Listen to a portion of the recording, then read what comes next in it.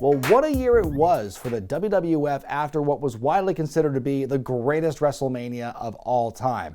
One of the biggest stars you have turns heel, your other biggest star takes more time off to do movies, two more of your huge stars spend a lot of 2001 with injuries that take them off of TV for several months. Then you've got the whole invasion angle, that was a whole thing, it was what it was. And now when that's all said and done, you've got Ric Flair and the NWO as part of things. What was considered to be the very much youth-oriented, youth movement, forward-facing promotion, the World Wrestling Federation, was now beginning to take a step backward. But would it work? We're going to find out in the final WrestleMania under the WWF banner. I'm talking about WrestleMania 18 from March 17th, 2002 at the Toronto Skydome, back in Toronto for the first time since WrestleMania 6.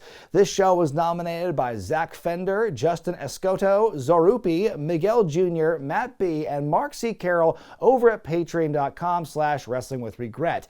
This show is essentially WWE's victory lap 1 year after killing their competition in WCW. And speaking of which, there are very few survivors from the Alliance that have made it this far and are getting spots on the WrestleMania card. But there are a few of them, and good for them. Like I said, it's the final WrestleMania before they get the F out. 68,237 folks packed the Skydome, 880,000 pay-per-view buys, down significantly from the million or so that WrestleMania 17 had.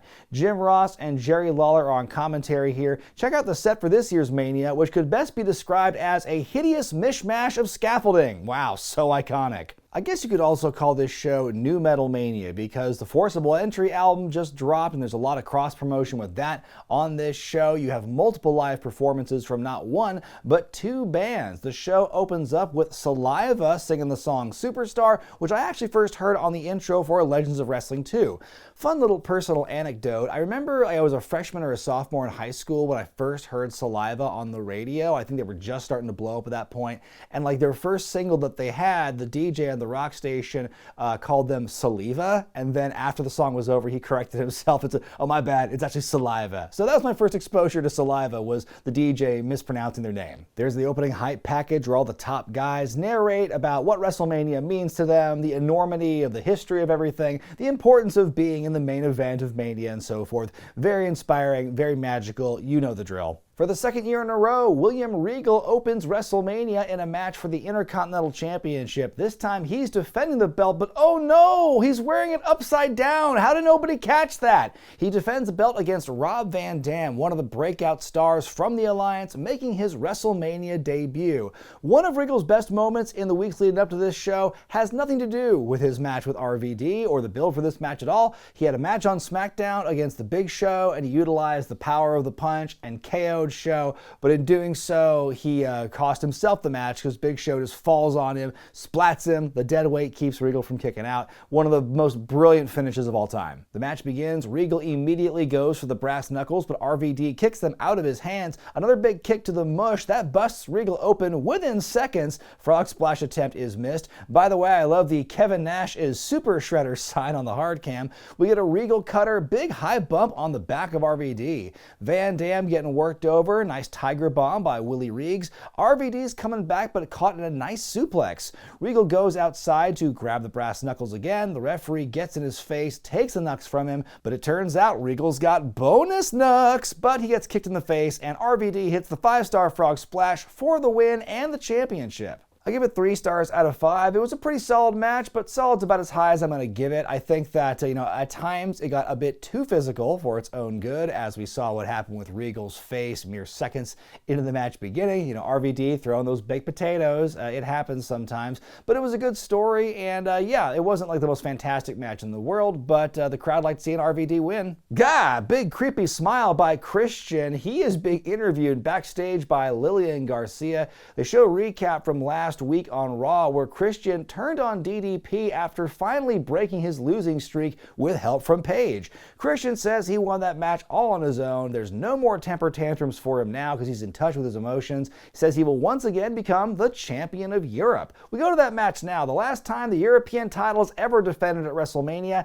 as Diamond Dallas Page defends against Christian Cage. So DDP is the European champion. He beat Christian for the belt several weeks ago, and this has been part of a big storyline storyline for Christian where he just has a big losing streak. He's throwing temper tantrums after every matchup. And so now DDP comes in after having already beat him for the belt once before, now wants to swoop in and he wants to give him life advice and he wants to be his positivity coach and guide him back to his winning ways. Holy hell, he's been doing this kind of stuff for years. Christian now being introduced from Tampa, Florida. Ooh, the hometown boy renouncing his heritage. What a heel move. DDP gets caught in his own pyro during his entrance. Jim Ross bringing up on commentary how he technically made his Mania debut in this very building, WrestleMania 6, when he was the driver of Rhythm and Blues in their pink Cadillac. They lose each other on the Irish Whip from the get-go, but they recover. Nice tilt-a-whirl gutbuster by DDP. Corner punches are thwarted by a blatant low blow. The ref does nothing about that. Truly the spirit of WCW remains alive and well.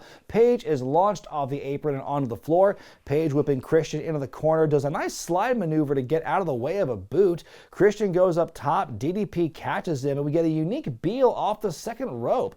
DDP goes to the Diamond Cutter a couple times. Christian hits his reverse DDT. We get a kick out. DDP finally hitting that Diamond Cutter. Shoulders back, chest out.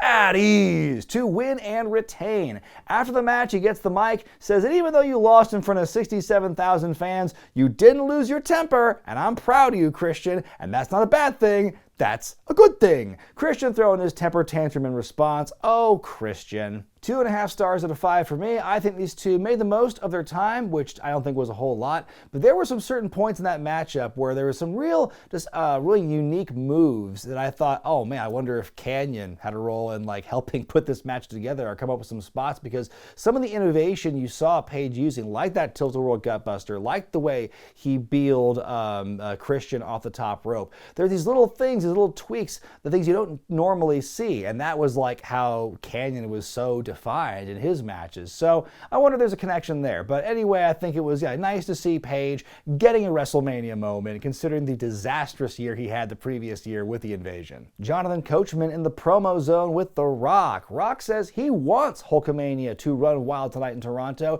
He asked Coach if he took his vitamins and said his prayers. Coach saying he was too busy to pray, so The Rock asks the people if they'd like to see Coach say his prayers, gets a big pop. He makes Coach get on his knees and to say his prayers like he's never said them before. Coach goes, "What up, G?" And The Rock is completely flabbergasted by that. He's like, "What up, G?" I'm like, you told him to say his prayers like never before. He predicts the fans are going to chant for both of them tonight, and Hogan will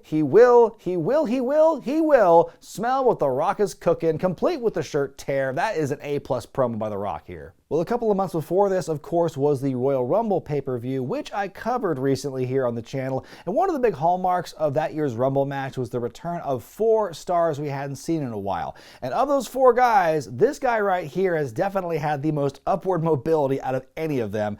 Goldust defends the Hardcore Championship against the Tough Enough 1 winner, Maven. What a hell of a year this kid had. He won Tough Enough, he eliminated the Undertaker in that iconic drop kick at the Rumble. They've definitely been putting the eggs in the Maven basket at this point. They are showing, how serious they're taking the whole Tough Enough thing, and they really want to sell the point that, hey, the winner of this competition gets a lot of recognition and can get a lot of airtime and stuff. So Maven at this point, I think, is doing a good job living up to that. I think he's been put in positions and situations where he's allowed to kind of like make mistakes and still find places to grow, and I think he's playing this role pretty well. Maven's jumped at the onset, hurled into the barricade with a hell of a bump. Goldust with a nice diving elbow to Maven on the railing. They go for a slingshot on the trash can. It somehow moves out of Maven's way. He throws it at Goldust. We get this bad-looking drop kick into it. Didn't get all of it. Goldust takes over with a golden shovel attack. Maven flung into the golden trash can. Both men have trash can lids now, knock each other out. In comes Spike Dudley with a referee. He covers Maven now to win the Hardcore title. 24/7 rule in effect, y'all. But in comes Crash Holly, who chases Spike through the arena. Goldust and Maven are hot in pursuit. I would give you a match rating for this one, but I'm just going to tie it in with the overall arc we're going to see tonight. More to come. Drowning Pool are here to, quote, tell you the story of the Undisputed title match. They're just like doing one of their songs to a video package here. Kind of sad. I was doing my research for this show and learning that the lead singer of Drowning Pool, Dave Williams, I knew he had passed away some years ago, but I didn't realize it was so soon after this show. He dies like maybe 6 or 7 months afterwards. Pretty sad. Meanwhile, the fight over the hardcore title continues in the back. Crash and Spike are fighting until suddenly Al Snow and Teddy Long just crash through with a golf cart. Literally. Thank God there were no massive cables to run over this time. Spike thinks he's escaped when suddenly in swings the Hurricane. Hell to the yes. Flying kick to Spike, the cover, and a new champion. Up next, the red, white, and blue machine. Kurt Angle taking on the big red machine in Kane. So Kurt went from fighting Triple H for a shot at the #1 contendership for the title at No Way Out. He won that match, very much similar to how Big Show beat The Rock at No Way Out 2 years prior. But then, instead of being added to the WrestleMania main event like Big Show was, he just lost that spot to Triple H one night later on Raw in a rematch.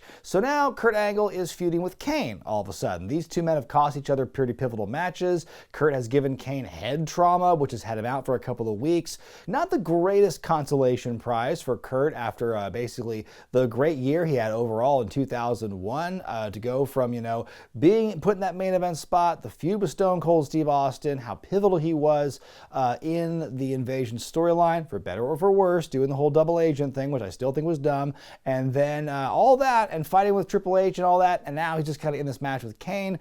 Definitely feels like an afterthought. Kurt on the mic makes a reference to the Canadian figure skating team and how they won their gold medals in the Olympics earlier in the year. Basically, it was a big scandal in which it was revealed that the pairs competition was fixed, and so the gold medal winners were disqualified, and the other two teams that were behind them each won gold medals, including the Canadian team. So there's a scandal. It's not Canada's fault at all, but Kurt's making fun of them for having won the gold medals in that way. He says, if I won the gold medal in Atlanta the way that the Canadian team won theirs, he'd shoot himself in the head. Damn, was somebody reading Tommy Dreamer's diary? Angle decks Kane with a ring bell to start things off. More of that head trauma. Kane still swinging, but Kurt hits him with a German. JR with a line saying, Kane's brains must be scrambled like the eggs I had for breakfast this morning. Damn. Angle on the offensive for a long time, just stomping away at Kane's dome and his delicious scrambled brains.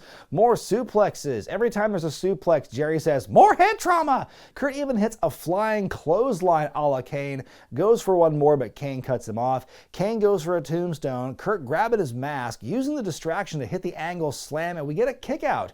Angle lock is applied. Kane screaming in pain, but he gets the ropes. Kurt won't let go, so we get an enziguri. Kane going up top, Kurt catching him with a top rope suplex. The Angle slam is countered, the goozle, the counter into a roll-up, Kurt getting his feet on the ropes for leverage in the cover and wins. I give it 3.5 stars out of 5. I really enjoyed this matchup. I think this is easily one of Kane's best matches he ever had in his career. You can just kind of look at his history, and very few matches are going to tell this kind of story and be this technical, and I think he really pulled that off well. Not necessarily Kurt's best match, especially for WrestleManias, but still a pretty solid endeavor. It's just one of those ones where it's kind of a leftovers match for both guys, actually. I mentioned how Kurt, you don't want to see him in this kind of position, but Kane was also pretty pivotal and pretty strong in 01 as well, and so it's just kind of a consolation match for both of them, honestly. Backstage, the Hurricane looking for a place to hide. Suddenly, a bunch of the Godfather's ladies show up, which means Hurricane's got to hide back there behind that changing thingy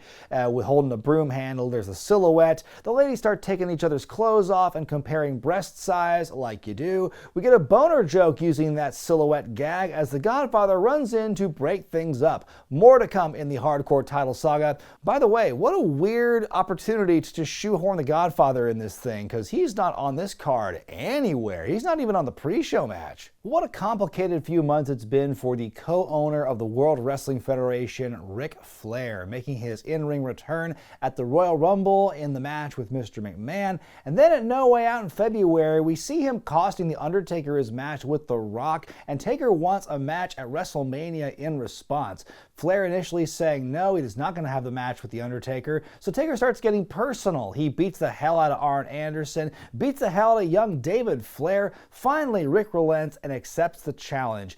In all this madness, during a brawl, Flair strikes a fan on accident, played by a young Paul London, by the way. Flair gets arrested, and as a result, there's an emergency board meeting at WWF headquarters, and Flair is temporarily stripped of his power as co-owner. That whole series of scenes on Raw were kind of frustrating to watch just from a storytelling standpoint, because Vince is doing this whole, all these monologues and all these speeches about how embarrassing it is for Flair to do these things, which he himself has done as a co-owner, like getting himself embarrassed, getting himself arrested, fighting with the talent and all this stuff. But it's never once brought up as a rebuttal. Nobody ever makes a mention of that. Flair is never given a chance to offer any kind of rebuttal in this. Like, the one thing he's asked is like, do you plan on going through with this match with The Undertaker? And he's like, yes, I do. And they're like, okay, well, you can't be the president, right? You can't be the co-owner right now. And like, I just thought that was like, what a bullshit, what a kangaroo court this was. So for one weekend only, essentially, he is a man without power, but they say they have the right to revisit that ruling after WrestleMania for some reason. I guess him fighting The Undertaker is too much of a conflict of interest, which again flies in the face of the years before and after of their storytelling when it comes to someone in a position of authority having a match at WrestleMania. It's on now, no DQ, as The Undertaker takes on Flair. Rick's wasted no time. He runs to the ring and the fight is on. He immediately spills to the outside and over the announce table. Flair cannot get the up and over in the corner. They work their way back to it though. On the outside, Flair is bleeding now. There's Will Sasso and friend cheesing it up in the front row. Flair is a bloody mess as Taker continues to throw them soup bones. Big heckin' superplex by Taker. Back on the outside, Flair grabs a lead pipe from Taker's bike and dinks Taker with it. Undertaker grabs the throat, but Flair takes him to Dick Kick City. The figure four is applied, but Taker powers out, hits the choke slam. Taker takes out referee Little Nate. They're fighting over the lead pipe. Suddenly in comes Arn Anderson with a spine buster. Hell yes. We get a cover and a kick out. Taker beats up Arn. Flair comes running in with a steel chair. Taker fights it off and goes for the last ride. Oh, never mind. Flair can't do it. A tombstone it is then. The Undertaker wins and his WrestleMania streak reaching double digits, and from here on out, the streak is officially a thing. 4 stars out of 5 for me. I really enjoyed this one. You know, Flair, even at this point in his career where he feels he's not up to like the task of being Ric Flair and he has all those self-confidence issues, even when he's not at his best mentally, Flair is still better than so many people out there at this time, even for his age. And I think that he and Taker told a great story. I love the cameo from Arn Anderson, kind of a callback to when he got beat up by The Undertaker. And it's always just great to see Arn, you know, getting that spine buster in there. What a kind of a nice moment in time that was. And seeing he and Flair kind of work together in that way was a real nostalgia hit for sure. And yeah, like I said, this is where the streak finally becomes like this thing they talk about on the regular and build up as its own kind of separate attraction. And just a great physical match, you know. It's hard hitting, it's bloody, it's no other matches like that on this show, and I think it's just good to have a match like that to break things up, and they did it really well. Michael Cole's in the promo zone with a bespectacled Booker T. He tries to pass himself off as very intelligent, hence the glasses. Says in high school he studied Einstein's theory of relatives. Cole corrects him, and Booker gets upset by that. The mask slips, or the glasses do, I should say. Booker says that Edge is not smarter or better looking than he is. He says Edge will be the spokesman for a new book called I Just Got My Ass Kicked at WrestleMania by the 5-time WCW champion. Too bad they ultimately went with Adam Copeland on Edge. This sign on the hard cam explains it better than I ever could. They're fighting over shampoo. It is Booker T taking on Edge. That's the story. Booker T was auditioning for a Japanese shampoo commercial, you know, adding to the rich history of wrestlers doing commercials in Japan. And, you know, Booker T doing that audition. And I love his line read to start things off. Yo, Japanese people.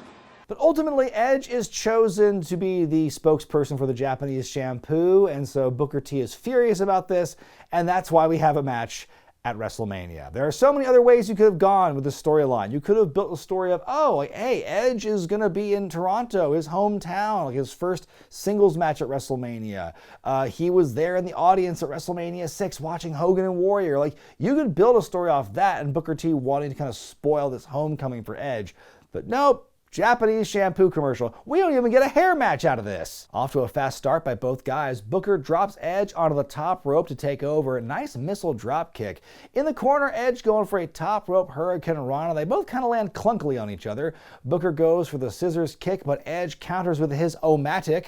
Booker dodging the spear, hits the spinneroonie. We get the kick in, we get a kick out. Edge hitting his own terrible edgeroonie, but still ducks the side kick, hits the execution, and wins. I give it 2.5 stars out of 5, even if your perspective is not tainted by the knowledge that they are fighting over shampoo. The match itself is just like, it's okay. It's a match. Like, is it a WrestleMania quality match? No, it's not. And I'm not sure maybe if doing that route of like, oh, it's Edge's homecoming, I'm not sure if that would have made the match better, but maybe it would have added a little more heat. In the parking lot, the Hurricane stopped by the coach for an interview. You can hear JR under his breath say, don't trust him. Hurricane says he's not a Hurra-perv. In comes Mighty Molly, who dinks Hurricane with a frying pan and wins the hardcore title from her own mentor. Up next, angry Steve Austin is taking on the NWO's Scott Hall, or how Steve Austin neutered the New World Order. This was, oh man, I would love to do a revisiting of the NWO and WWE, because years ago I covered it, and I feel that I could go back to it now and like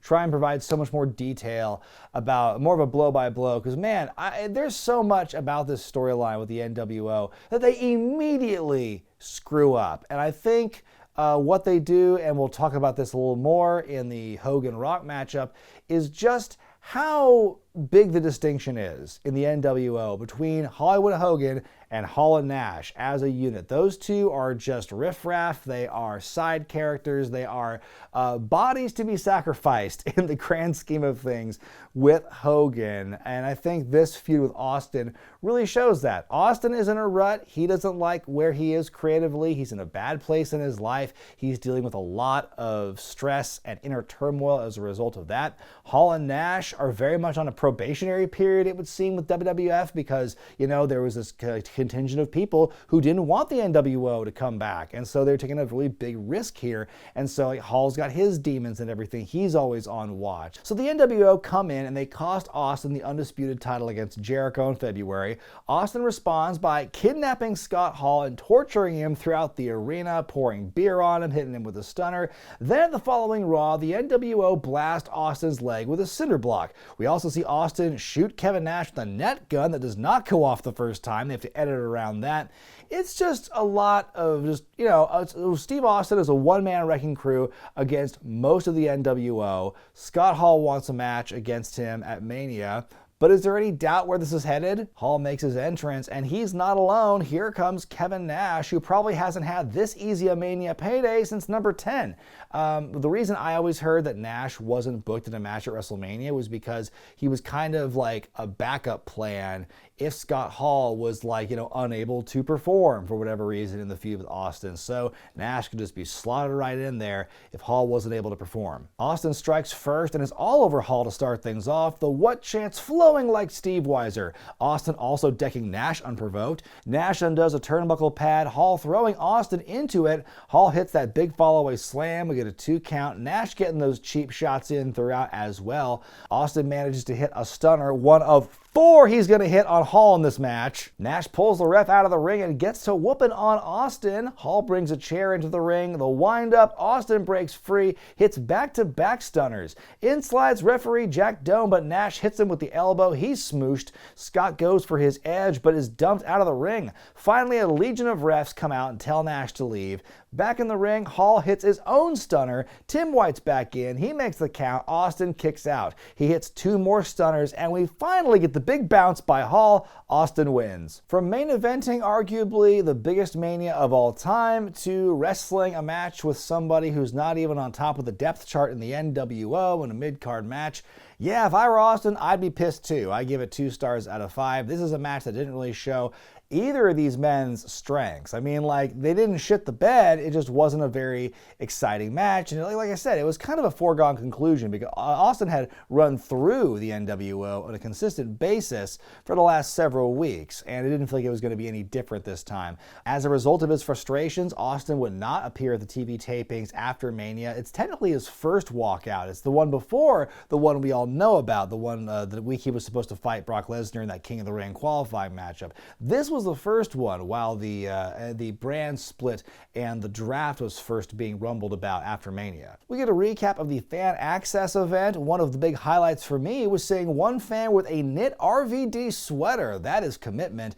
They also have a statue molded of Stacy Keibler's legs and butt, which is just the fucking worst. Four-corner elimination match for the tag team titles as Billy and Chuck defend against the Hardy Boys, the APA, and the Dudleys, who along with Stacy Keibler are played to the ring by Saliva, playing their forcible entry theme. It's actually my favorite Dudley Boys entrance, which I know, saying that out loud, is a very weird category to rank, but it's what I think of. Whenever I think of the Dudleys, I think of this entrance. I think of the Saliva version of the song. I think of, Stacy Keibler dancing with the lead singer. I think of Bubba Ray banging his head and smacking the shit out of that cymbal on the drum set. I just think it's a really cool entrance for them. But what is that noise Lawler makes when they're done with a song? Oh! Billy and Chuck beat Taz and Spike Dudley soon after No Way Out to become the new champions. They had this little micro program with the APA before Mania. It involved luring Bradshaw and Farouk to the Friendly Tap, which was owned by Tim White, but it was all a bunch of guys in drag and all these homosexual stereotypes and everything. It was really shit. Though I will reiterate what I said in my Rumble 02 review. I do generally like the overall presentation of Billy and Chuck, the ambiguously gay duo thing. I do think it's very entertaining. Stuff like this with the Friendly Tap is pretty, tasteless, and it just absolutely ages poorly now. But I think that overall, I think Billy and Chuck, I liked them before they jumped the shark and added Rico. B&G working with the APA early on. A lot of bodies in the ring, but everyone's able to avoid everyone else when Bradshaw clocks Billy with a clothesline from hell. 3D to Bradshaw, and the APA are out. The Hardys with a double team move on Devon. Dudleys are setting up a table while the other two teams fight. Jeff hits Whisper in the wind and removes his shirt. Stacy goes up to the apron with the distraction. Jeff gives her a smack and a smooch, the babyface. Bubba yells, "Time to die, Jeff Hardy!" Bubba, working over Jeff for several minutes, does the super dick stomp, but is knocked out of the ring. Hot tag for Matt and Bubba. Bubba missing a senton, but Matt hits the leg drop. Devon goes up top for the what's up, but Billy just shoves him off, and he splats through their own table. Nick Patrick, look over there! Twist of fate, and the Swanton sends the Dudleys back to the showers. Chuck's got the referee distracted, allowing Billy to deck Jeff with the title belt. The cover and the win, B&G retain. I'm going to give this one 3 stars out of 5. I think this was an above average match. With these many teams in the ring, elimination rules, it can become kind of a cluster, or it can be a situation where, it's just not very evenly weighted, in terms of what teams are doing how much. But I think that all 4 teams worked together pretty well, and I think they all played a role in each other's eventual eliminations. There was enough cross action between all 4 teams where it actually felt like it was lively and everyone was getting involved without it being too busy. Backstage with Nash and Hall, Scott reiterating that Austin got lucky hitting him with 4 stunners. They're ready to take their aggression out on The Rock, but Hollywood Hogan shows up and tells them to hang in the back so he can beat up Rocky by himself, just like he did to Rocky Balboa, the heel. Elsewhere, Mighty Molly walks right into a door. It's Christian. Stand back. There's a new champion come through. Come on. He covers Molly and pins her to become the new champion. Oh, what a bastard. Up next, it is Icon versus Icon, and it's unquestionably the biggest match on this show. Absolutely should have gone on last as the main event. It's Hollywood Hogan taking on The Rock. Hey, Hogan, I just have one thing to say. What you gonna do? On the Monday after No Way Out, Hulk Hogan had a speech by himself where he said that the fans turned their backs on Hogan, which is why he left the WWF and why he turned bad and became part of the NWO. The Rock comes out and says that the people did believe in him, but somewhere along the way, something went wrong. And he says, you've headlined WrestleMania after WrestleMania. How about one more with The Rock? Time stands still. We get that awesome face-off with the two of them. They kind of pan, they look left, they look right. and we get that reaction from the crowd. It is so cool. The match is accepted, and then the NWO just beat the hell out of The Rock. They beat him with a hammer. They get him in an ambulance. They cut off the ambulance from leaving. Hogan gets in a 18-wheeler and plows into the ambulance, laying the smackdown on his crippled ass, brother. Rock, by the way, was fine afterward. He lived. He would turn out to be okay. Nary a scratch on him by the time he came back to TV. So we got this match now. Hogan allegedly working with a broken rib and a 103-degree fever as this show is happening. However, Hogan lies about a lot of things, so who's to say? We get that huge ovation from the crowd before they even connect, the mishmash of chants and shouting to create this giant wall of sound. It's pretty surreal. There's the lockup, the shove, the pose, the pop. My goodness, the crowd is already unglued and just going nuts for Hogan. It was a complete shock, and everyone says that nobody could have seen this coming. But honestly, if you watch the programming in the weeks leading up to this, no fucking shit they were gonna cheer Hogan. Like, everyone knows that narrative with Steve Austin and Bret Hart, the double turn at Mania 13, like it just happened that one night, and oh my God, it just came out of nowhere. But if you actually watch the programming in the weeks leading up to it, it's all, the signs are there. The double turn has pretty much already happened before Mania, and that match is the exclamation point. That's how I feel about this. We are led to believe that, oh my God, they had no idea they were going to cheer Hulk Hogan, even though after the whole thing with the semi-truck and the ambulance, they spent the next 3 weeks like just doing nothing but telling you, hey, Hulk Hogan was really awesome. Look at all this great stuff he did when he was here before in the red and yellow. The company was putting over his icon status, and they were doing it very earnestly and genuinely, like, wow, he did really great stuff for us. And yeah, the fans probably missed him. The WWF fans, deep down, they wanted to cheer for him, even though he was a bad guy. And yeah, they were in Toronto, which is going to be that bizarro world thing, and they're not going to react. They're going to react the opposite way of what WWF wants them to react. So all this thing, oh, who could have foreseen this, that Hogan would have been cheered, and it changes all our creative plans. Like, you know, it seems like you were making that out to happen yourself, like not by accident at all. Each man trading clotheslines. The Rock hits one, and the fans just boo the crap out of him now. Hogan fights out of the first rock bottom attempt. The crowd pops for Hogan doing multiple back rakes. I love that. At this point, fans are just cheering everything Hogan does, booing everything The Rock does. They fight by the announce table for a bit. We get a referee bump. The Rock with this terrible sharpshooter to big boos. We get a visual tap out, but the referee is still down. Man, the paint on Hogan's boots is just shedding all over The Rock's body. It looks gross. Hogan with a low blow and the Rock bottom, the cover, the kick out. He gets out his weight belt and gets to whooping. Rock grabs the belt and whips him back. We get a Rock bottom, a kick out, the Hulk up, and the fans are going nuclear. The punches, the boot, the leg drop. He beat Andre the Giant with that move, and we get a kick out. He goes for another boot leg drop combo, but can't pull it off. Another Rock bottom, then another one. The people's elbow, the cover, and the count. The Rock wins and gets this passing of the torch moment. We get sportsmanship. Suddenly, Hall Nash come out and are like, you shook The Rock's hand? That goes against everything we stand for. They beat up Hogan, but Rock makes the save. They clean house, then they pose extensively. I give it 4 stars out of 5. Not a technical masterpiece by any stretch, but good Lord, find me another match with reactions like that, and I'm going to be invested every time. Just that wall of sound, like I said, really made things special and unique with this one. I think that hearing that they had to change the match on the fly based on these reactions is a great testament to both guys. That's such an old school thing, call it in the ring.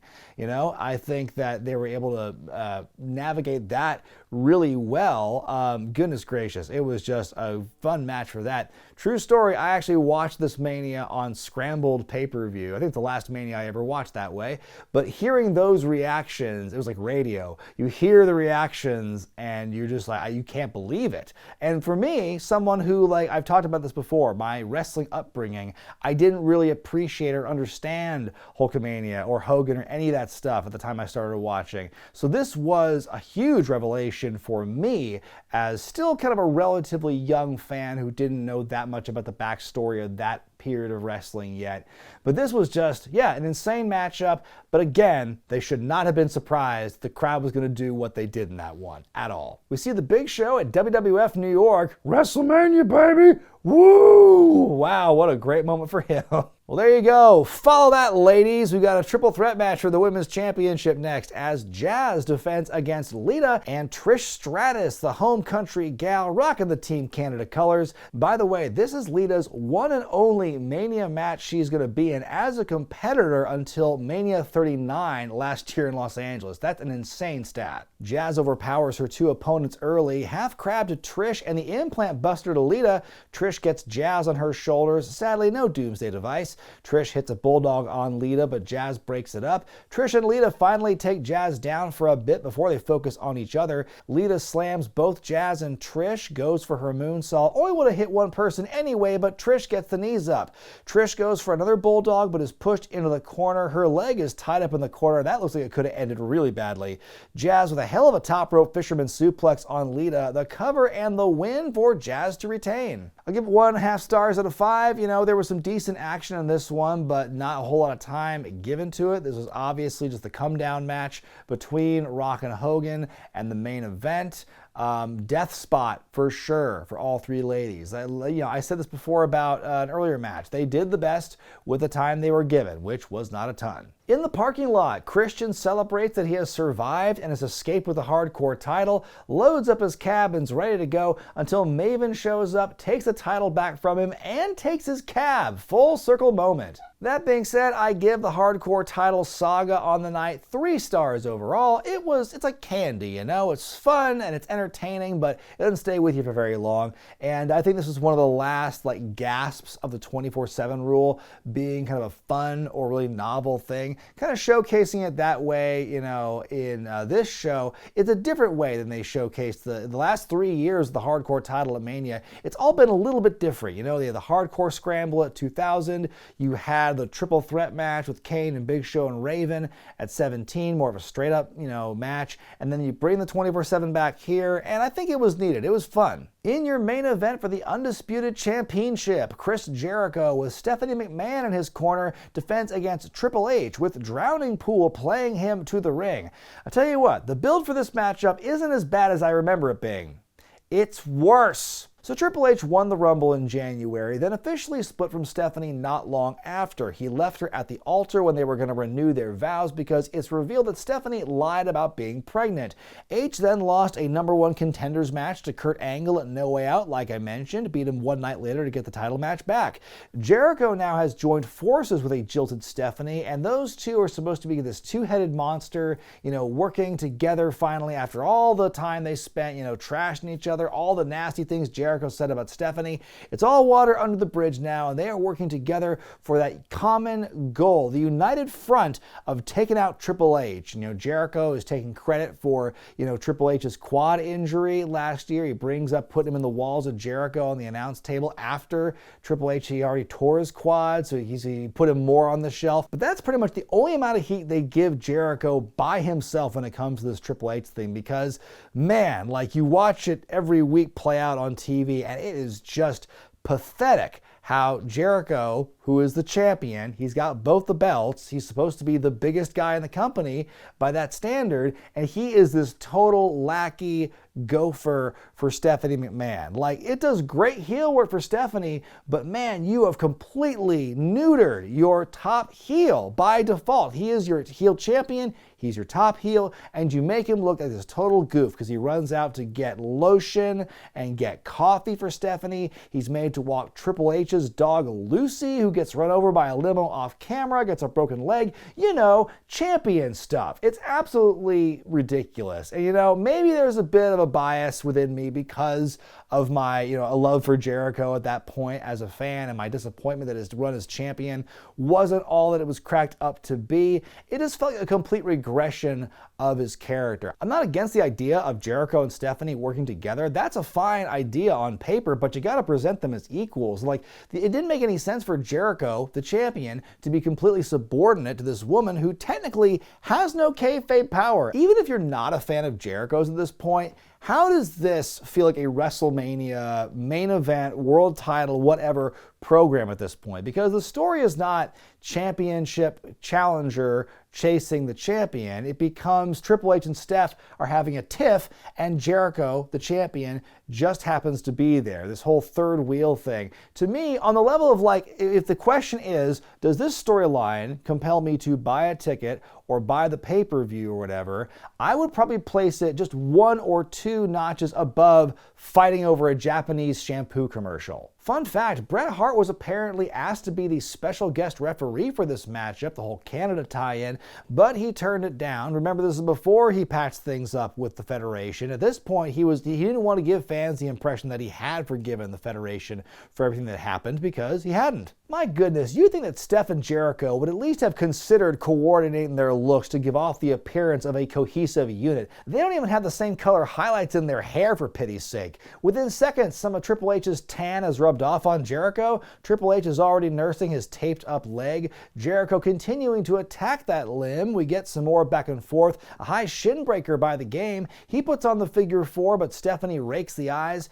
Triple H grabs her. We get this accidental collision between her and Jericho. He wants to pedigree Steph, but Jericho hits the missile drop kick. Steph slaps the H-Man before Jericho does his own figure 4 around the ring post. Tripp's trying to fight, but he seems to hurt his leg every time. Jericho wants to take a spine buster, but H isn't ready, so they do it again. H-Man's thrown out of the ring and is in a lot of pain. On the table, Jericho going for his walls. Triple H fights out and wants to hit the pedigree, but is backdropped through the Spanish announce table. Jericho brings the chair into the ring with the referee distracted, but it backfires horribly. Stephanie gets the chair, but is stopped by Hebner. That allows Trips to finally get his hands on his kayfabe soon-to-be ex-wife and gives her the pedigree to the delight of the fans. At least this time, she didn't fall out of her top like she did on TV the last week. Jericho blasts H in the face with the chair, but we get a kick out. Jericho goes for a flying nothing, the costliest flying nothing. Triple H catches him and hits the pedigree to win the Undisputed title. I'm going to give it 3 stars out of 5. You know, this match shouldn't have gone on last.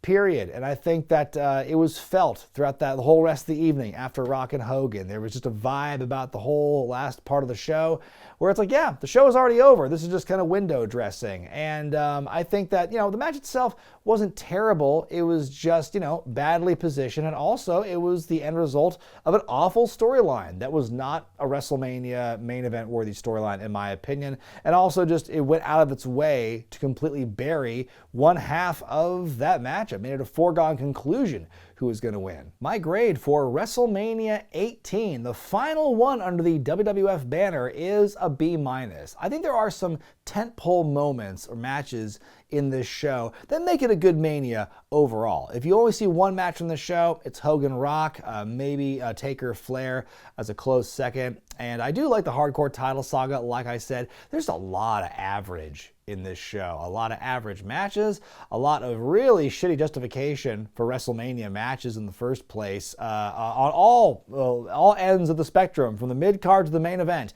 there's some really weak reasons to have WrestleMania matches and these supposed blood feuds or whatever. And that does keep the grade down a bit, but it is overall, it's a positive WrestleMania. It's just it's a big fallback, big setback from the previous year for sure. But what did you think of Mania 18? What were your favorite matches and moments on the show? Let me hear it in the comment section below. Be sure to give the video a thumbs up if you like it, subscribe to Wrestling with Wregret, hit that bell icon for all the notifications. Now in a few weeks we return with another classic review. We're going to go back to the year 1989 for a little story arc here.